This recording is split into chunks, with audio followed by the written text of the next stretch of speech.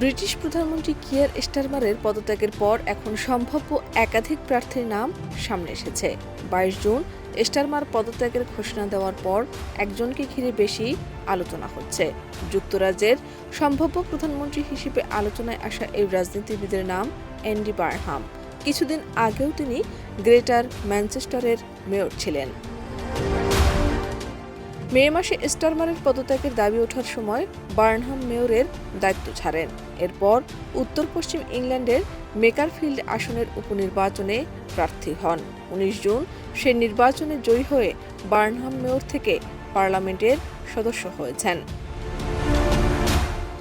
রয়টার্সের প্রতিবেদনে বলা হয়েছে, ৫৬ বছর বয়সী বার্নহাম ২০০৭ থেকে ২০১০ সাল পর্যন্ত তৎকালীন লেবার প্রধানমন্ত্রী গর্ডন ব্রাউনের সরকারে একাধিক মন্ত্রণালয় সামলেছেন।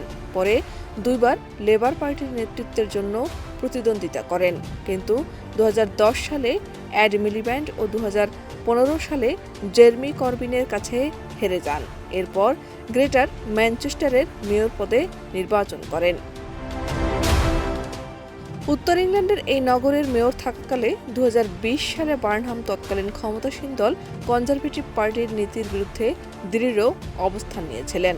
কোভিড পরিস্থিতির ওই সময় প্রধানমন্ত্রী বরিস জনসন পর্যাপ্ত ক্ষতিপূরণ ছাড়াই ম্যানচেস্টারে কঠোর বিধিনিষেধ আরোপ করতে গেলে বার্নহাম সেটির প্রতিবাদ করেন। এমন অবস্থানের কারণে ইংল্যান্ডের উত্তরাঞ্চলে বার্নহাম ব্যাপক সমর্থন অর্জন করেন। পাশাপাশি তিনি কিং অব দ্য নর্থ বা উত্তরের রাজা উপাধি পান। একই সঙ্গে জাতীয় রাজনীতিতেও তার অবস্থান শক্তিশালী হয়। স্টারমারের সম্ভাব্য উত্তরসূরি হিসেবে বার্নহামের নামের পাশাপাশি আলোচনায় এসেছে তার প্রবর্তিত ম্যানচেস্টারিজম দর্শনও। এই দর্শনের মূল বার্তায় ব্যবসা বান্ধব নীতি ও সমাজতন্ত্রের আকাঙ্ক্ষার কথা আছে। বার্নহাম মনে করেন, ম্যানচেস্টারের দ্রুত অর্থনৈতিক উত্থান থেকে পাওয়া শিক্ষা কাজে লাগিয়ে ব্রিটেনের অর্থনীতিকে নতুনভাবে সাজানো সম্ভব। শাহনাজ পারভীন, দেশ রূপান্তর।